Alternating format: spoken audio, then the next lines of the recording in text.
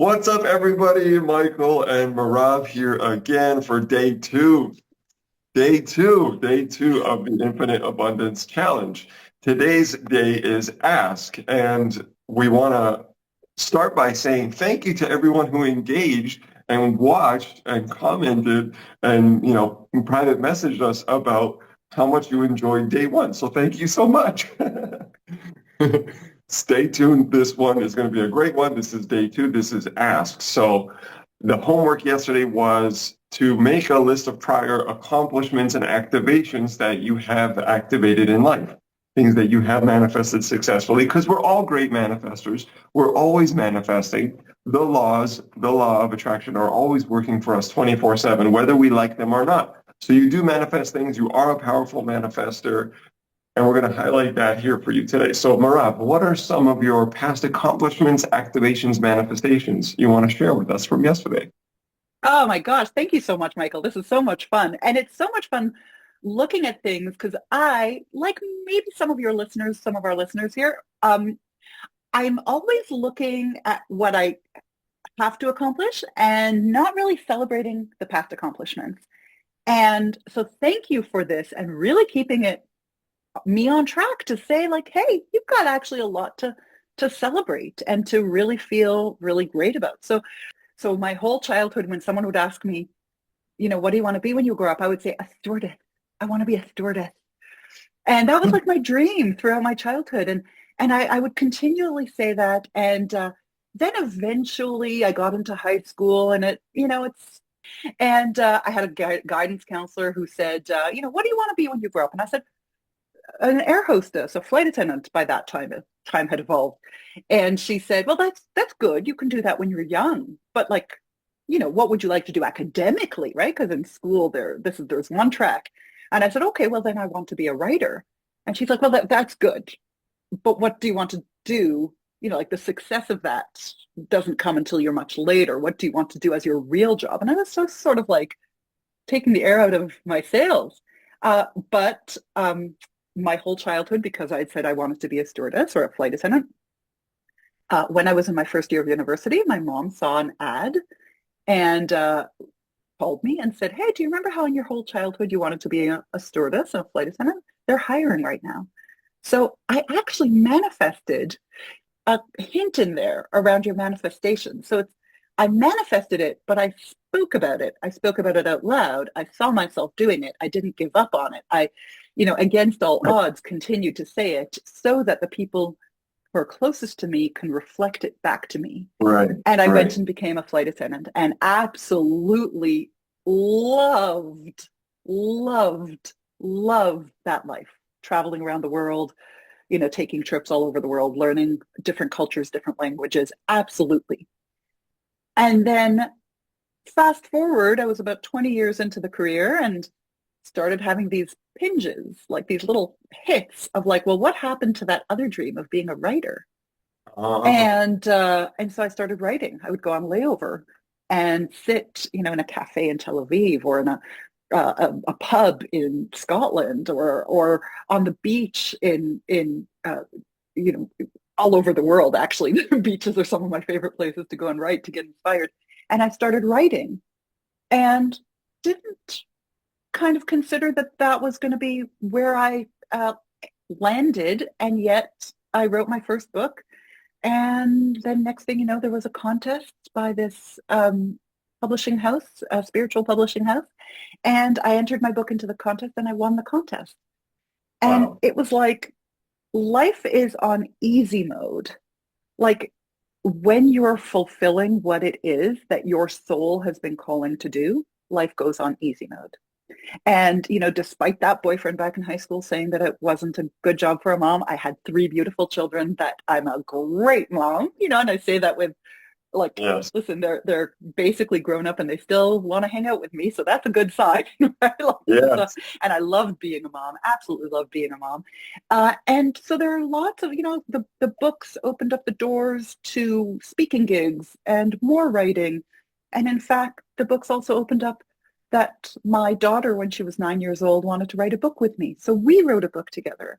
which then opened that up to so many other doors opening up for me and her and those identity shifts. Identity, like anchoring it in with those identities. I just mentioned that the only doll that I had that was sort of a Barbie-esque doll was a doll that was a flight attendant. Just imagine how much of my identity now became ingrained in that's the only of that style of doll that I have, right? Right. Like how much of those tangible elements, earthly elements, goes with these manifestations, these identity shifts, right? Like the book is a tangible book. Yeah. The doll is a tangible doll. Yeah. The children obviously are tangible children. So so much goes into celebrating those accomplishments. So thank you so much for asking and reminding me to celebrate those. Yeah, it's a beautiful launching pad. It's almost like a foundation that we have to build. I mean, it's just wiser to do it this way, I feel, that we start with, day one was activate, realize your activations, remember your manifestations. Because again, we're all great manifestors, always manifesting all the time. The laws are always working all the time. It's like the law of gravity. Nobody's turning off the law of gravity, maybe in some lab somewhere, but none of us watching and doing these videos are doing that. So having the foundation of what have you already manifested, you've already kicked butt, you've already done great things. What have you done? And then letting that be the great launching pad, the foundation from which we build future manifestations on top of. One author I like calls it the cookie jar. So I'll quickly highlight some of my things in my cookie jar. I also wrote and published 3 books. I also got into the hot seat for my very first Abraham Hicks workshop, and I got in the hot seat first, like the first person she called on.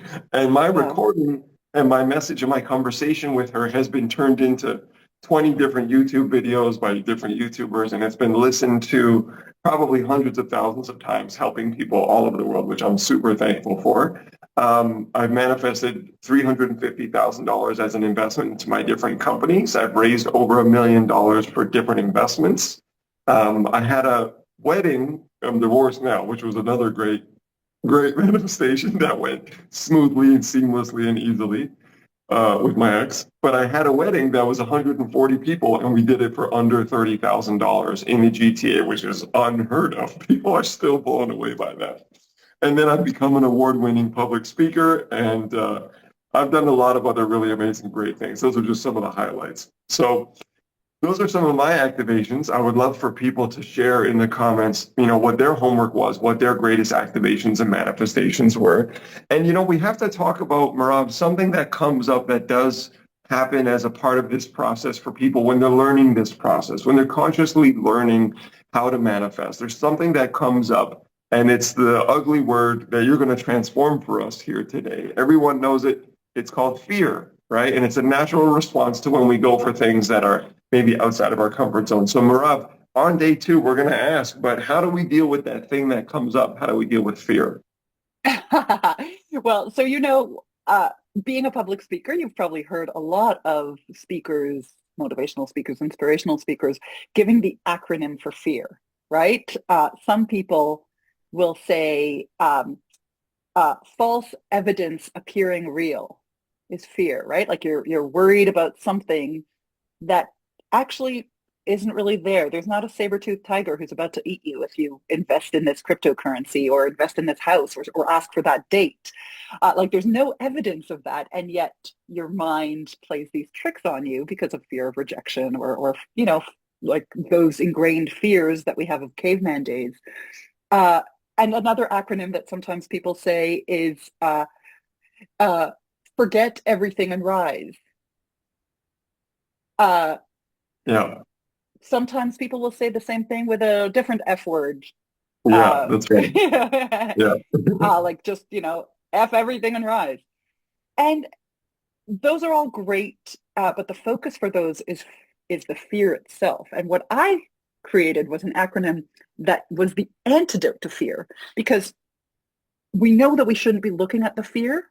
And yet we also know that the only way, like fear is actually a very useful tool. You're not afraid of something. Like there's no such thing as fearless. If you're living in a land of fearless, like as in no fear, as in the way that we use fearless, then that means you're not taking any chances, right? It's really easy to live without fear when you don't take Right. chances. Just don't And do anything big. Yeah. right. I mean, the person who has, let's say, like who's a skydiving instructor may not feel any fear towards skydiving anymore, but they may feel fear to publishing their first book. When I was book coaching, I worked with a woman who was an incredible like legacy making first woman to pilot the U-2 aircraft, but publishing her book was monumental for her. I mean, that was fear because it was something outside of her comfort zone. So it's not about being fearless. It's about taking your fear and now flipping it. So that thing that you are most scared of doing is actually the indication. Joseph Campbell said the treasure you seek is in the cave that you fear to enter. So specifically there is where we need to go. So how do you know where it is that you're supposed to go? You find ecstasy, then ask and receive. So One, flip fear on its head rather than looking at the thing that you fear and trying to fear less about it.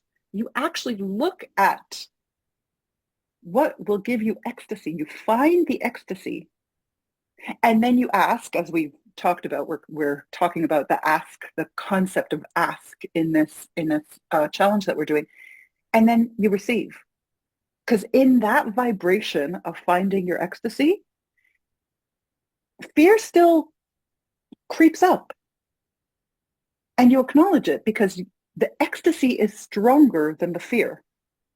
Like the pull towards that thing that makes you feel so ecstatic is so much stronger than the fear. I mean, it's like they say, with childbirth, right? If if if women actually remembered the pain of it, no woman would have more than one child. But the pull towards the ecstasy she feels after giving birth and holding her child, the pull of that is so much stronger that she overcomes it to have a second or third child, or, historically, right? Or the possibility of it, right? Because the pull towards something, that feeling of ecstasy is so transcendent that any fears that we have around it make it so worth it. wow. Right? Like the first time you fell in love or asked a girl for a date or got a kiss or Right. was so ecstatic that it made the subsequent times less like the Wow. fear was Yeah. worth it.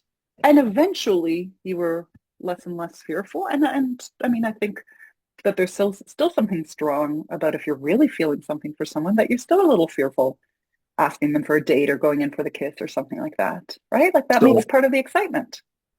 so the acronym that you've rewritten for fear is find ecstasy, ask, and receive. Yeah. Yeah. It's the antidote, right? Like the other ones are descriptors, definitions, acronyms. Mine is the antidote. It's like Ah, in the very nice. ecstasy, right? Like you flip And fear on its head and find the ecstasy. In the ecstasy, yeah, you will ask and receive. Yeah. so you've given us really something great there because I never knew I had never thought about that in that way before, and I never thought about I've never experienced the pain of childbirth, so I can't relate. As a woman, you're saying that the pain of childbirth is so great. If a woman remembered how painful childbirth was, she would never do it again. But what she does, or what you've done, and what women do, is they remember the joy and the ecstasy of holding your child, your newborn, for the first time after it's over, that it's then worth it and that you're then willing to do it again. Is that right? Yeah. Yeah. Yeah. It's a great, funny little trick that the universe, the cosmos, and God, higher power, source, whatever you choose to say, it's Yeah. biology, right? Like we can even consider it Yeah. scientifically down to our biology. We have, we always say pain is the greatest motivator, right? We look to avoid pain more than to get pleasure, but there's actual proof in life that that pull factor, Like if you have experienced ecstatic moments, I mean, that's why a lot of people get addicted to drugs, for instance, right? Like they know it's going to screw up their life, but the ecstasy that they feel. And I don't want to take it down like a dark road, but I think a lot of people don't let themselves feel ecstasy for the things that they do or recognize, just like how you just asked me to celebrate my accomplishments. And I was hesitant to do it. I think we have, we're sort of bioengineered to look more for fear, and it really is a training that we have to do to look towards our ecstasy, to look towards the pull factor, and have that right override our caveman sort of processes to look for Yeah. the things that give us ecstasy, because those will point the opposite way of fear. Okay, so today's day is ask. Today's day, day two, is ask because asking is part of the manifestation process. It's part of the process for experiencing abundance. This is the 5-day abundance challenge. And day two is ask. So day one, activate, remember, realize your accomplishments and your manifestations. Day two, ask. So I want to share something with everyone that I don't think they'll hear maybe anywhere else. There's 3 different ways to ask. One of my mentors, a billionaire, taught me that there are 3 different ways to ask. You can ask for something specific, you can ask for something general, or you can just ask for the feeling. And I find these 3 different ways resonate differently for different people. And there's a bit of an advanced technique as well on manifesting and receiving dependent upon these 3 ways. So it's easy to ask for the feeling. It's probably easiest if you're starting out mastering manifesting and you want to master abundance. The easiest way is to ask for the feeling. Just be in the feeling. And sometimes I do that. This year, my plan really is to do that. It's just to be in the feeling. I want to be in the feeling of abundance. I am in the feeling of ecstasy, of joy, of a great life, a happy life. And I want to be in that feeling. And my main goal this year is just feeling good and feeling great and feeling ecstasy as much as possible. And then everything else will come in and life will deliver to you a magical, wonderful ride. That's the first way of just the feeling. The second way is general. Be general. So for example, let's say I want a new car. I want a new car. I want a new car that feels good, that's good on gas, that's good for me to ride, that I enjoy, that makes me feel good. And I just want a new car, kind of sporty, something cool, probably black or blue, something general like that. And that's a very good way for starting out in mastering manifestation. And the third way is specific. And specific is only recommended if you are feeling good most of the time, because you will get how you feel and you'll get the result of what you're putting out, the vibration of. So the third way of being specific might be, I want a blue 1994 Ford Mustang 2-door convertible GT with a white pinstripe on the bottom. See how specific that is? That's incredibly specific. If you do the specific way, it is less likely to come, in my opinion, because I've asked for very specific things, they've not come. They haven't come till much later. Sometimes they've come, but they've come much, much later after I've learned how to feel good and truly manifest this process. So those are the 3 types of asking and manifesting that I want to share with everyone on day 2 here as part of the Ask Day. Now, Merav, you've got something really cool to share with us about ecstasy, which is a key component. So please tell us about that.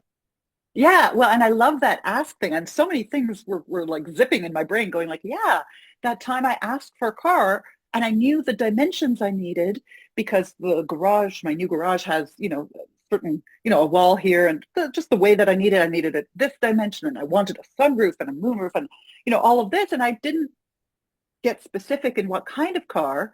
But then when I went to the lot, it was like, this one's a no, this one's a no, this one's a no, this one's a no. There's the perfect one. And right, I love that. I love that. If it had been up to me, I probably would have driven away with a Jeep. But I went to the lot and like the one Jeep, the engine didn't start. The other one smelled like smoke, and the other, and all of this. And then I ended up driving a Mercedes that had everything. And I would have not thought that I wanted a Mercedes because I, I like to me, it wasn't on my radar. And then now that I have it, I'm realizing like there's something about this luxury car that I wasn't expecting to know and like. So now I've clarified my specifics a little bit more. But I love that ask. But let me get to the what you said is the specifics is you you don't have as much success manifesting in the specifics unless you're feeling really good or vibing high, they say. Well, there's a lot of talk right now around nervous system regulation. This idea that we always have to be sort of vibing high or ecstatic. In English, we hear ecstatic and we think this, very joyful, alive, high energy. And some people kind of look at that and go, well, I'm not that. I can't be that all the time. That's not realistic for me. But we're missing something because in English we don't really have the word, but in Sanskrit that recognizes, like the ancient language, there's something called ananda, and that word ananda can be broken down into, it doesn't really have an English equivalent, but there's two ways to vibe high. One is that word ecstasy, like that we picture joyful, alive, really high, or that ecstatic moment when you're, walking in the forest and you see the sun crest over the hills and you're just standing there in awe. But ananda can also mean zen, bliss, because you can be equally vibing high in this state where just your internalized system is calm, is rested. You're not bringing in, carrying that baggage in from like, wow, why did kind of like, that guy text me this and I shouldn't have to put up with that. And like all of that mental chatter can be calm. And that is equivalent to the vibing high ecstasy that we picture when we say that word. Like the points of entry into ecstasy doesn't always have to be that you must be kind of like in this, rave like a dancing. And it could also be just a very calm equanimity, balanced state, a state where your nervous system, like you are just a magnet to all those things because you're just so calm within yourself. You're not making judgments around what you're going to find, right? Like the specifics of it. And then you start to be surprised. You do the ask for something that's a feeling and right? Like we've heard of the like be, do, have. Well, really the be is the only one in that. It's really the only one in that. The rest just comes by extension of that. So you're saying there's two kinds of ecstasy. One is calm, grounded, easygoing, settled, aligned. And then the other one is like really joyful, obvious ecstasy, happiness, glee, having fun in the moment, whatever you're doing. Is that right? I love that you said the word aligned in the first description because actually both are aligned. Both are aligned because it's Right. really in that it's the alignment is actually the glue. Yeah. The Right. alignment is the glue Right. because Yeah. what you've gotten rid of when you're not aligned, there's a lot of chatter that looks like, well, I'm going to get a Mercedes because of the significance. Well, that's not aligned with your soul. Or I'm going to get the Jeep because I want to look like this identity. Well, that might not be aligned either. The alignment of who you are and what you want to feel is the key. So you can access that through, like, as you said, glee, joyfulness, like that inspiration, or you can access that through real groundedness, calm, equanimity, right? Like that feeling that people get at the end of yoga class, lying in shavasana, like, I'm calling in just all this peace. So yeah, those two are the access points to your manifestations. That's amazing. That's so great. Okay, so the challenge for today, day two, ask. The challenge for today is make a list of all the things that bring ecstasy into your life. And you want to have this list, keep it, you want to write it down, pen, paper, and then maybe, again, like we said yesterday, transpose it onto something digital. I have this list and I regularly add to this list and I regularly review this list and I go through a lot of notebooks. There's one over there. And I usually do it in the beginning of every notebook as like the first page. Things that bring you joy, things that bring you ecstasy in your life. Because the key, as Merav said, the glue to all of it is alignment. That's the magic sauce. We're actually giving you the magic sauce right now on day 2, even though there's 3 more days and there's 3 more things to do and 3 more parts to the process. The magic, we're just giving it to you right now on day 2 because we believe in the abundance. We want you to live great lives, be in alignment, be in ecstasy. Ananda, Merav called it. It's either the vibrant, obvious joy or the settled, relaxed in the state of ecstasy. They're both alignment. They're both the glue. They're both the magic sauce. So do that. Have a great day today. Be well. We'll see you tomorrow for day 3. Day 2 is ask.